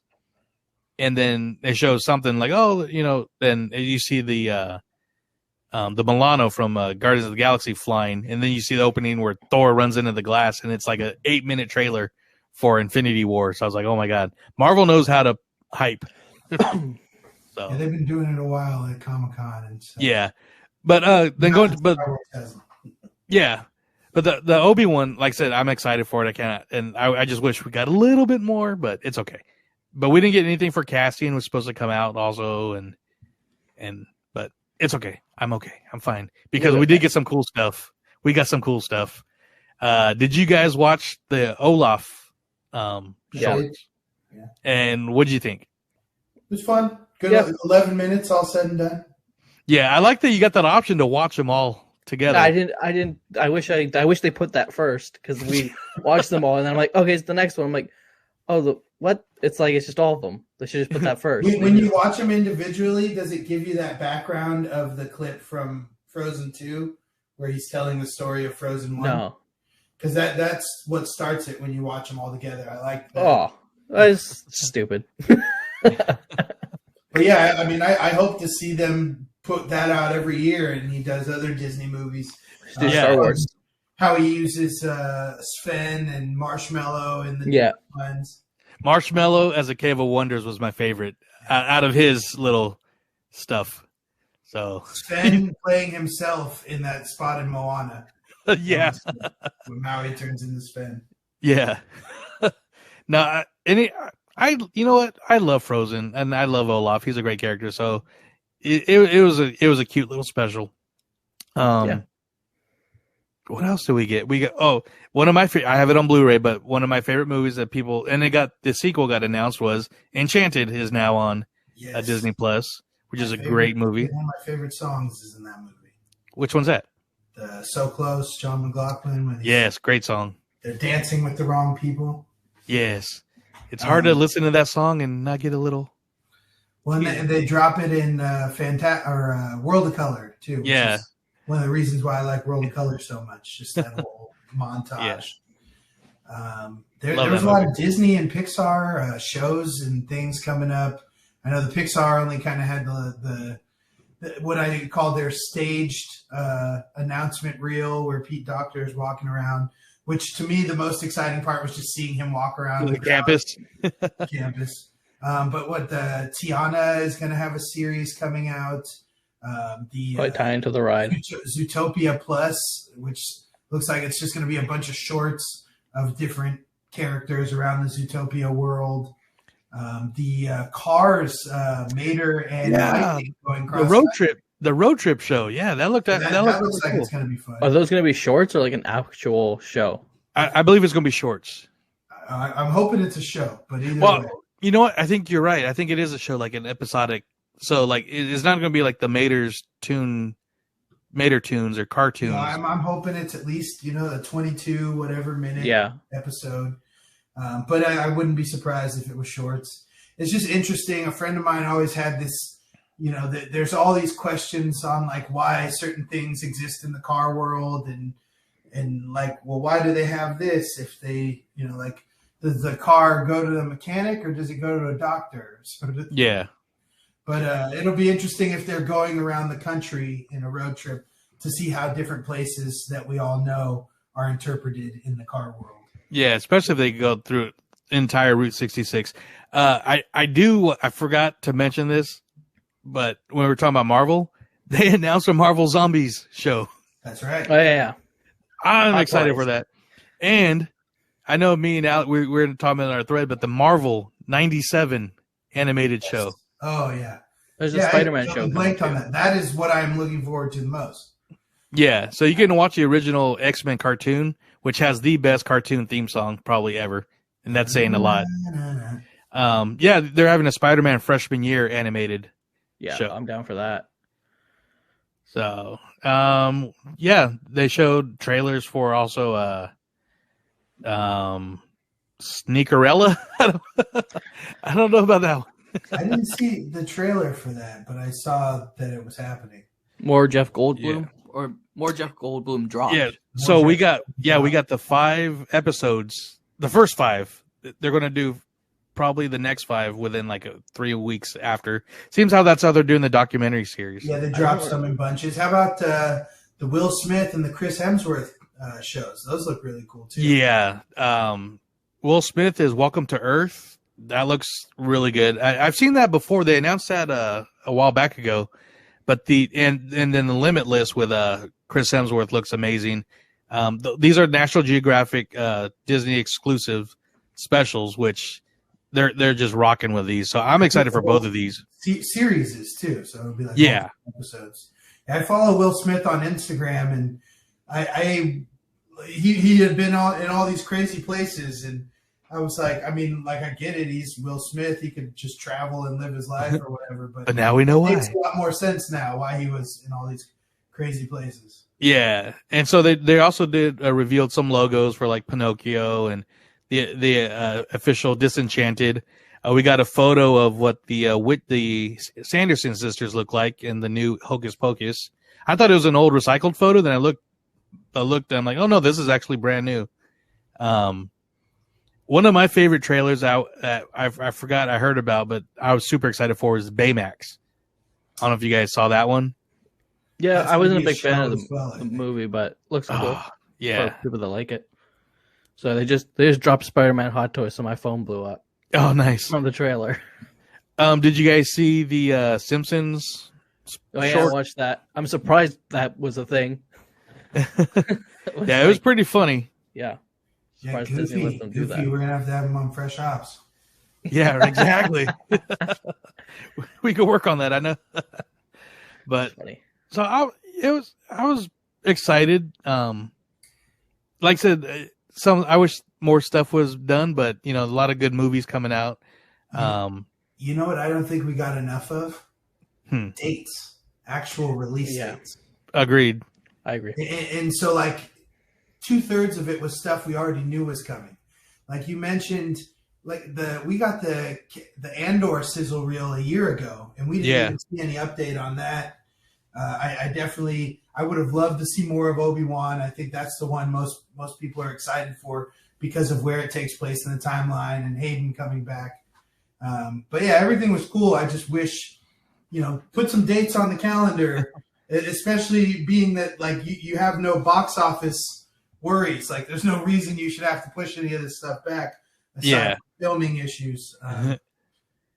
Oh, totally agreed. And one of the posters we got was the Rescue Rangers, and it looks like an office, and they're holding a chipmunk-sized script. Oh, can you see who does it say? Yeah. So it says John Mulaney and John Mulaney. and Andy Samberg are Chip and Dale.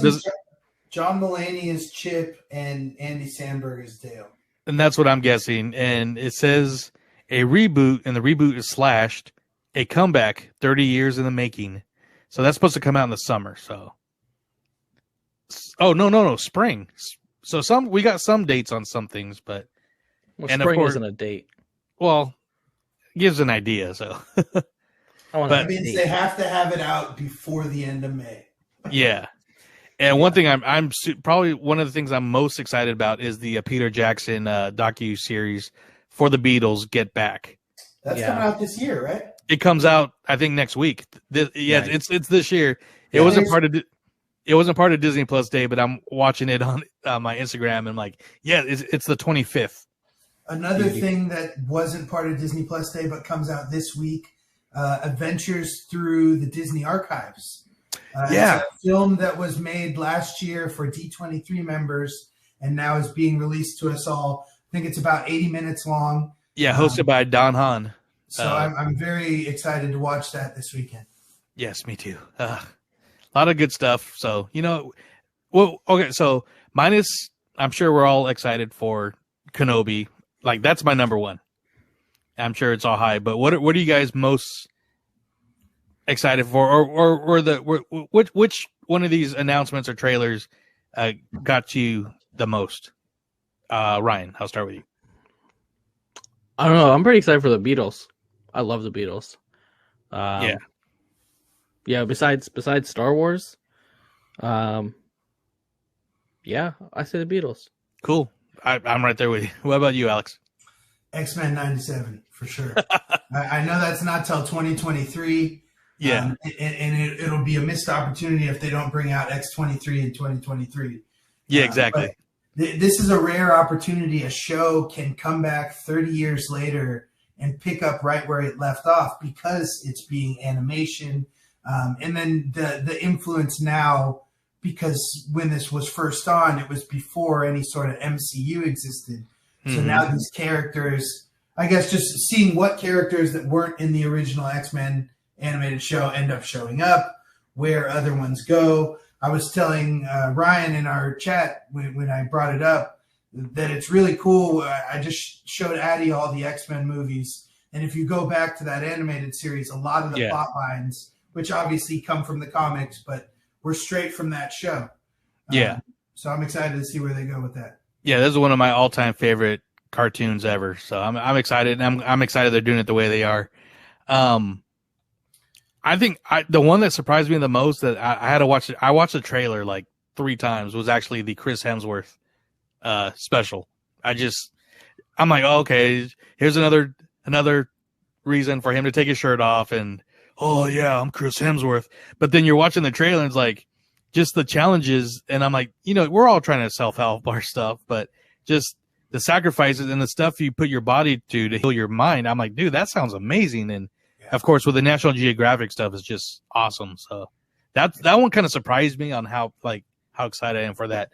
And of course, the Will Smith one too. But I think the Chris Hemsworth one, I'm excited for the National Geographic stuff. Yeah, maybe, including Jeff Goldblum. We can have like a Disney Plus book club with our Patreons. That's a great idea. That's a good idea. We like a commentary or something. Movies, and then we'll all get together on Zoom and talk about them afterwards. Absolutely. I don't know, you guys. Come join the Patreon, and we'll see what we do. Yes. So, that's all I got on Disney Plus. So. And I think that's it for the news for now. Yeah, and that usually that's about the length of a regular show, but we still got our main topic. We'll try to get through this real soon, but this is some fun stuff. Like I said, one of my good friends, Nitra, is like, it'd be a good idea, Disney bucket list, and we all have those Disney bucket lists, not just the parks, but even entertainment, music, whatever. So we put it out there. We got some good really good feedback. Before we get to this, I do want to read a comment that we got about our 100th episode. We got in such a tangent from Jungle Cruiser Corey about his ESPN and our favorite items. I didn't get around to reading our good friend, superfan Jennifer's comments to us. And I felt really bad, so I'm going to do that right now, real quick. So she wrote, "Congratulations on 100 episodes, guys. Thank you for doing what you do. You have given so much entertainment. Love your passion for all things Disney. So much of my entertainment I've learned about from listening to you guys. My favorite memory is when I got to meet up with Joey, yay, and friends, which was producer Christy, at the park and hang out for the day. What a great day. Thanks for everything, guys. Ryan, someday we'll meet at Disneyland when it's not so hot or busy," and a bunch of smiling emojis. "Keep up the great work, and I look forward to 100 more 3 heart emojis." So thank you, Jennifer. Thank you for being a super fan. I feel bad for not reading the comment. I blame Corey, so it was his fault. So, but getting to the bucket list, we did get some comments, but I want to ask some of you guys, or you first. So I'll ask Alex, what any Disney bucket lists that you would hopefully get to? Does it not count if you've done it? If you want to do it again, maybe. I mean, I definitely want to do it again. Because one of mine, I'm sure you guys know what it is, but I want to do it again. But go ahead. All the other ones, I'm sure I know what that is too. But all the other ones seemed obvious to me. But Aulani was a place that I never thought I'd get to, and I shout out to my friends Christina and Tim for getting married over there. But yeah, when the opportunity presented itself, I'm like, well, let's do it, because there's not going to be another reason. You know, I probably would have never gone if I didn't have friends getting married over there. There was a little bit of a price break on the room for the wedding block. But yeah, we made it happen. It was an awesome trip. I recommend, if you have the money, go and, stay as long as you can stay. But if it's something that you're going to have to splurge for, I recommend going and staying for like 2 nights, and then staying somewhere else on the island, probably Waikiki. I mean, it's super touristy there, but there's an abundance of hotels, so you can get rooms much cheaper. I think we had a room for 3 nights in Waikiki, and it cost the same as 1 night at Aulani did. So, and you said Aulani is very sorry? Oh, no, I cut you off. Go ahead. Oh, well, we did 3 nights at Aulani and 3 nights away from Aulani. But they're really good about, like, if you show up early, like our flight was 10 a.m. We arrived in Hawaii. So you can check in, and they let you, there's just so much to do. You can get your wristbands to use the pool and water park. We went and did a cool little painting class down in their recreation center, where you painted kind of, what do you call that? Like a stained glass Mickey Mouse thing that tape up into the window. And then they also do the same thing on your checkout day, where they'll let you use the facilities up until 5 p.m. And they have a special room with like changing rooms and showers and stuff, even lockers for you to store your luggage and stuff while you go out to the pool. So they're good about letting you maximize your time that you spend there. But yeah, it was a great Hawaii and Disney all rolled into one. And if I don't get back there, I'm glad I did, but I'll definitely be trying to get back there. Do a DU meetup. That's right. DU anniversary recording. One of these days. What about you, Ryan? Any big I would bucket like list? a residency at the Grand Californian. Were you going to entertain? I mean, No, just like a room that I can stay whenever I want. You just have enough money and just like pay for it. Just like I want to win the lottery and just say, Disney, if I just give you $1 million out of this 50 that I just won, can I just have a room? I wonder if they would sell rooms. Well, isn't that what a timeshare is? Kind of. Yeah, but You're paying them an amount to be allowed to stay a certain amount of time per year. But when I want to, not Disney Vacation Club style. I mean, if you buy enough points, you could probably stay whenever you want. They just charge you more points or something. Yeah, isn't it like a 3-year wait to stay at the Grand through Disney Vacation Club? I don't think so. Or you have to book it like way too crazy far in advance? Are their villas finished already? I'm not sure. I think the Disneyland Hotel is the one they're working on villas right now. Yeah, I think so. I think most of the stuff at Grand is. Yeah, I don't know. Anybody out there listening that is a Disney Vacation Club member, hit us up and let us know the ins and outs of that. I've definitely sat through one or two timeshare presentations in my day and almost was sold because when you explain it, like the value and. So, Ryan, would that be also like, was that Fast Pass to Napa Rose or any of those, or just? I've never eaten at Napa Rose. I did the breakfast at Storybook once, and it was like rich people food, so I didn't like it. Of Goofy's Kitchen, I'll take Goofy's Kitchen. I like some chicken nuggets in the morning. That's a different hotel. I know, but like their hotel is like right there. You know what I mean? If you have enough money, you could probably do whatever you want at Disney. I always assumed if I ever won the lottery, I would just, be like, hey, Disney, I'm going to donate, $500,000 to Make-A-Wish Foundation. Love to stay in the Dream Suite, Yeah. I'd like to make that happen. That'd be awesome. Let's see. Of course, like I said, you guys know one of mine is to get back to Club 33. That's an obvious one. That's an obvious one for everybody. Is that on everyone's bucket list here? Yeah. It's on a few. In their comments. I will take a sip of my adult beverage for every person in the comments who has that on their bucket list. Let's see. I need another beer. I'm looking right now. 75. That's only 3. Oh. Just kill it. And if you're including me, if you're including myself and Ryan, then that's 5. Yourself. That's 6. That's a 6. Just have to kill it. You've killed worse. So I will say, I think this one is not a park bucket list, but I would love to go to a big time wrong podcast for that. I would love to go to just from all the Club 33ers. That was me saying 33. Yeah. I want to do it. I would love to be on one of a big Disney red carpet for a big movie. I know Jess. Yeah, I know Jess from Leaving Today. She did one of the Pirates movies, the red carpet at Disneyland when she worked there. I forget Pirates which one. 3, the one that they showed on the Rivers of America. They did the first 3 there. First 3 of them. Yeah.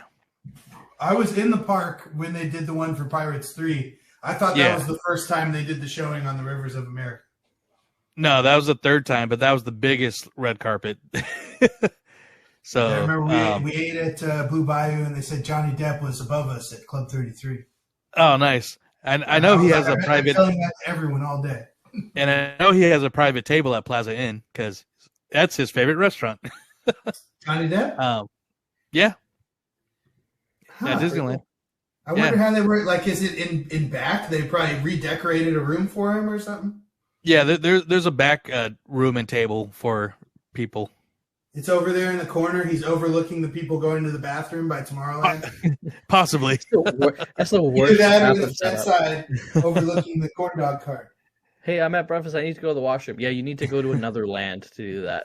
Yeah. You can't go to the washroom. Johnny Depp is eating. and of course, Alani. I want to get there. So that's one of my big parks. I got a couple other parks ones, but I agree with some of her comments. So I'm going to go with Jennifer J. Vendetta. Her bucket list. Actually, that's how she started it. My bucket list is to go on a 7-day Disney cruise, then head to the parks, stay at Port Orleans, Riverside, or Polynesian Resort. Then there's my biggest bucket list. I just want to be able to go to the parks and get soaking all the details. No agenda, just soaking it all day and night. And every day closing on Main Street with an ice cream from Gibson Girl on the porch on Main Street. Oh, and stay at Grand Californian with a park view room. That all sounds amazing. I want to go on a cruise too. Jennifer, sign us up. I have to tangent off of her cruise. I had always wanted to do the Panama Canal cruise. They had a 14-night, either east to west or west to east. And like she said, go to the parks so that it would be, start in Florida, do Disney World, jump on the cruise, take it all the way over to Long Beach. Yeah. And go to Disneyland. The ultimate. The ultimate coast to coast. One of these days, they're just going to put together a Disney cruise that goes to all the Disney parks. It'll just port all around the world. And it would still be cheaper than the Galactic Cruiser 2-night stay. Probably. Which is sold out. The first batch of tickets is completely sold out. Just crazy. Yeah, it's expensive, but it's not unattainable expensive. It's It's just what were they charging? It was like $1,500 for 2 nights or something. It was like $1,500 a night per person, something like that. It come up to almost like $6 or $7 grand for 2 nights. I don't think they were charging a night because it's one set thing, right? It's 2 nights, 3 days. Yeah, but that's how they're doing the pricing from what I saw. Well, yeah, that's pretty rough. That's a lot more. I guess. Well, I'm going to add that to the bucket list because I don't think I'll get on that thing. Mr. Tattoo 89 person. I think that's doable, but he did that. About like $5,000 a person. That's a little. Rough. Yeah, but next comment is like I said, Mr. Tattoo 89, Matt Robinson did that on my arm. This is gonna be our Matt Robinson salute. And shout out to what's her name that we met at Log Off, who was like, "Hey, I want to get a tattoo. I heard this guy in Vacaville or something, Denise or something like that." Anyways, Denise, she's shout out. She's well known at Stage 9 Sacramento. Yes, very well. We'll try to run into her again, but so Matt says Club 33 still and 21 Royal. So yes to both of that. What's 21 Royal? It's the one. Wait, no. I was thinking that Carthay. That's 1901. Yeah, I don't know what 21 Royal is. Yeah, I have to double check that. We're bad Disney hosts. I totally brain farted that one. Michelle Port 24. I want to be able to visit all 6 castles. That'd be amazing, especially since didn't Hong Kong just open up their new castle or updated castle? I believe they did. Not sure. I'm not sure. Michael Disney, he commented, going to Disney jail. It's one of his bucket list. Oh, 21 items. Royal. Sorry. 21 Royal is the party or the large group Club 33 that anyone can rent. That's right. That's something we can make happen. I remember when stimulus checks were a thing. I was like, that's basically if we just get 15 people to put a stimulus check down, we can do this.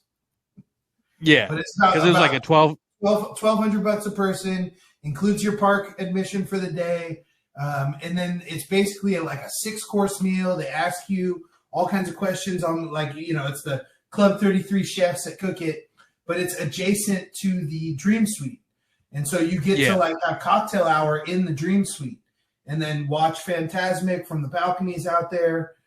Yes, 21 Royal, good one, Matt Robinson. Yeah, I totally forgot about that one. So I think we should make that happen. We should just get 15 podcast hosts. We all put down 1,200 YOLO. I say we do it. But I mean, if we get a couple of vloggers in there and stuff too, I mean, everybody's got a vested interest. Then everybody's doing this all the time. Yay! Look at this person doing this too. Hey! If you're listening to the video, I guess we're moving our camera around. But I think we should try to make this happen. We'll see. That'd be a good one. We're contemplating buying a videographer for our honeymoon to Disney World to make a vlog of us. I could just do that for you. You don't have to pay me. I'll just do it. Well, you going to come to Disney World again? The unhappiest place on earth? I said I'll go again. I said I wanted to go with a new group of people. But don't pay someone when you can get it for free. You got to have a good group.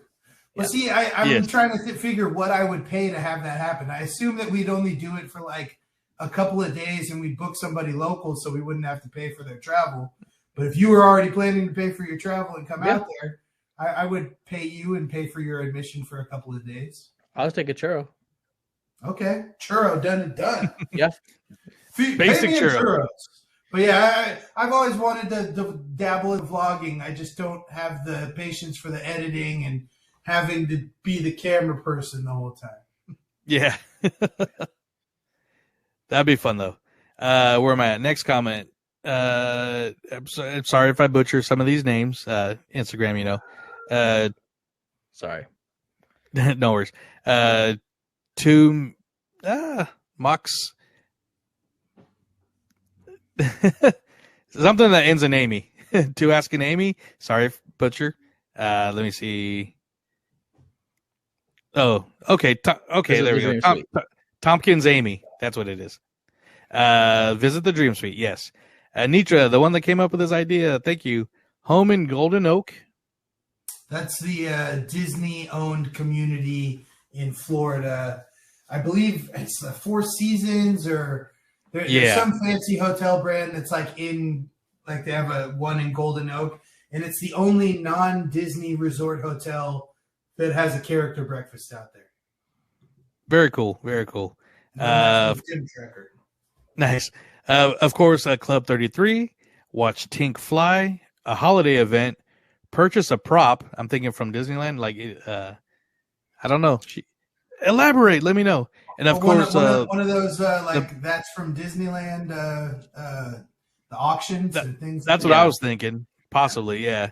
I know there's a lot of stores in Florida that sell park use. Yeah. Items. And then she ends it with the Missouri Hometown Museum. So out in Marceline. Yeah. The Main Street Mouseketeer. I'd love to visit all Asian Disney parks. They just look so magical, and I'd love to be able to meet Bob Iger or Michael Eisner and just talk to them. So Joe Rohde for me. Joe Rohde. Yeah.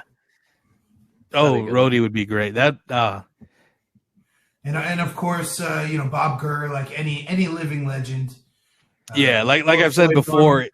Yeah, any of those Imagineers that have Walt stories, like Bob Gurr, Floyd Norman. I've talked with Margaret Carey. So you still have Raleigh Crump around, right? He's still alive.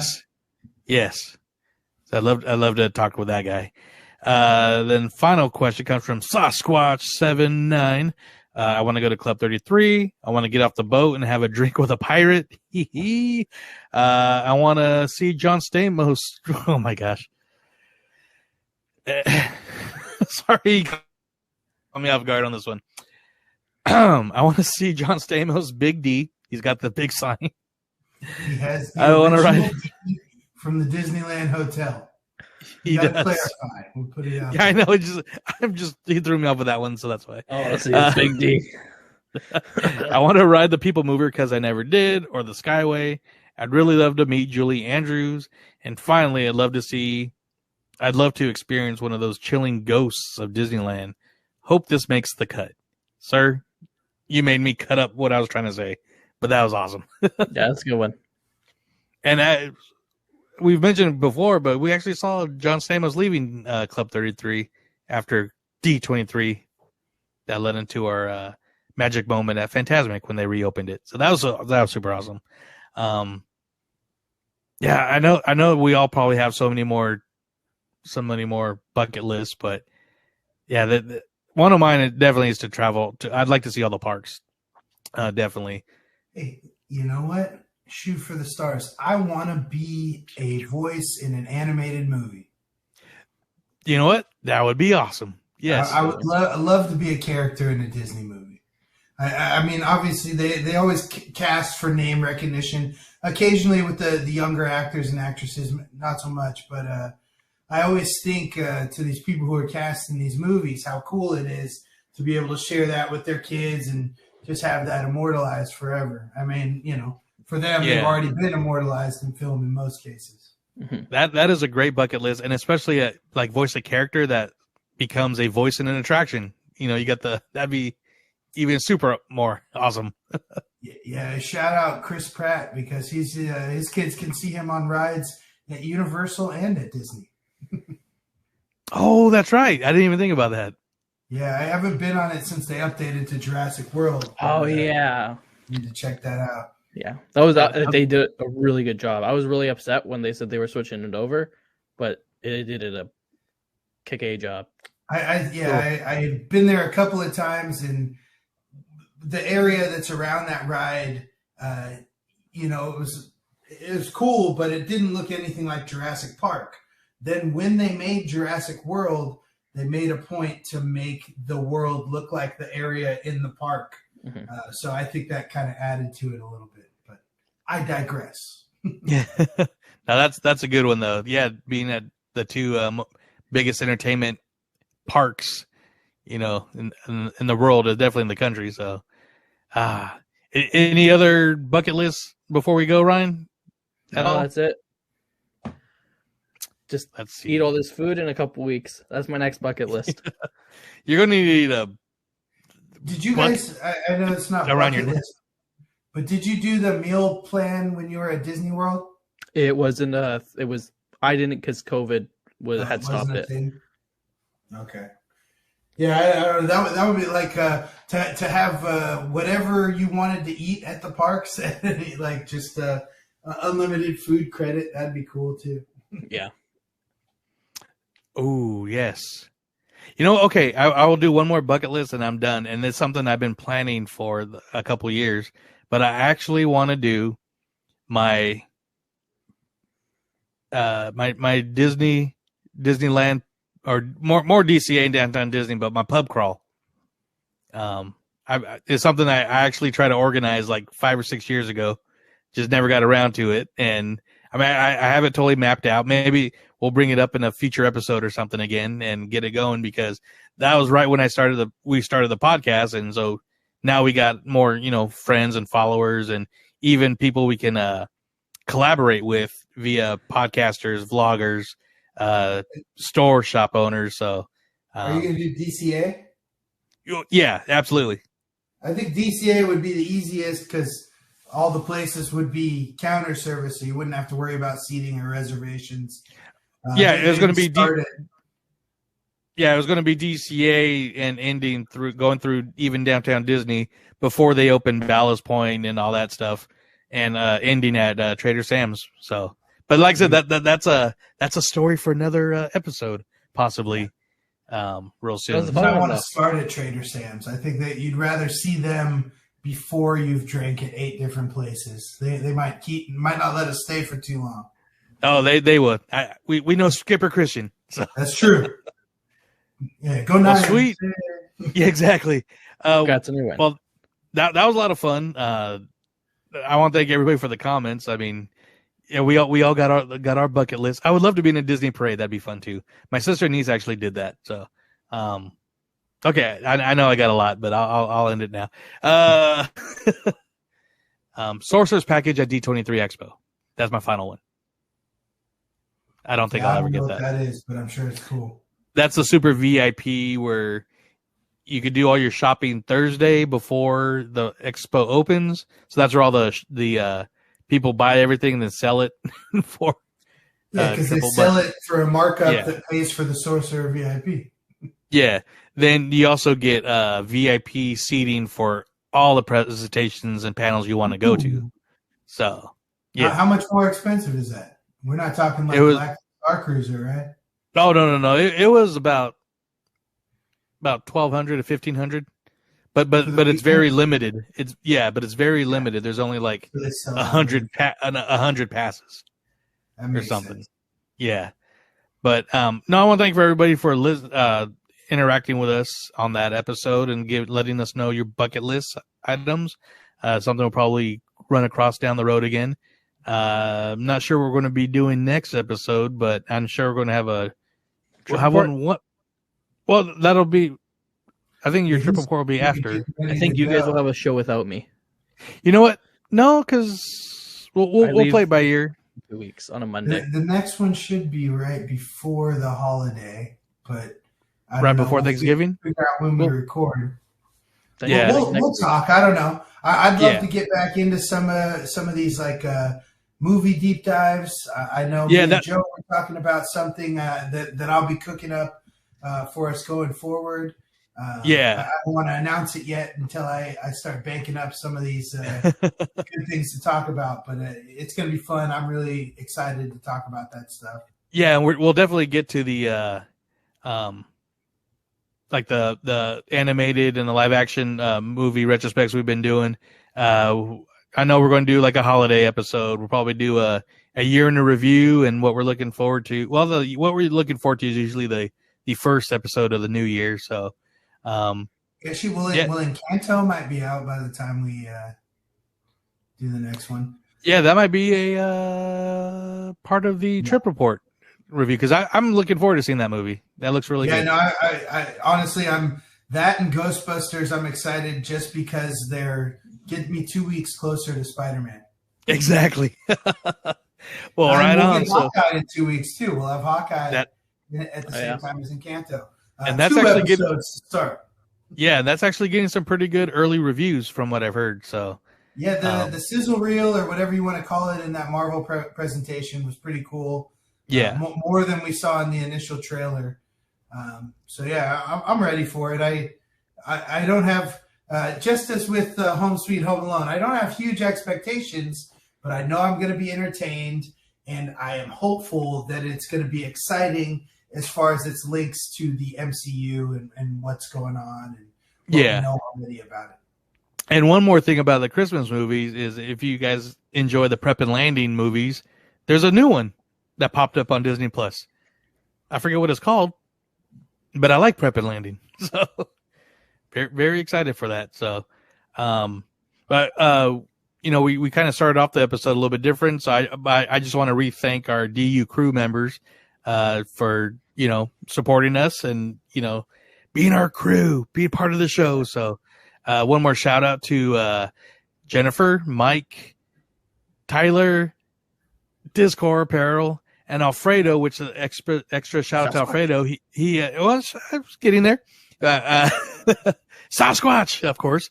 And, but I want to give a special shout out to Alfredo who, updated and moved up a tier, in his Patreon support. So thanks, buddy. Moving on up to a new tier. Yeah, it's a happy tier. So if you guys want to join our DU crew, all you got to do is go to patreon.com/DU crew and sign up for one of 3 tiers.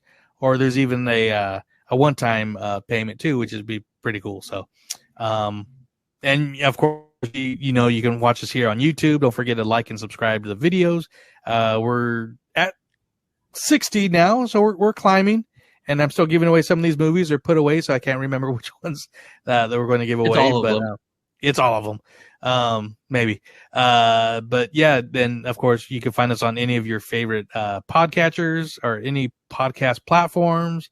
I like Spotify because now through Anchor, who owns Spotify, we can actually post a poll or ask you guys a question. You guys can interact with us straight through Spotify per episode. Yeah. So I'm going to so I'm going to start doing that more often.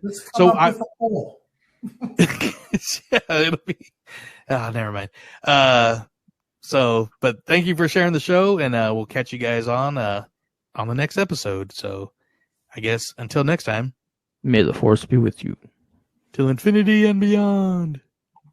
Spider-Man is Peter Parker. Good night, guys.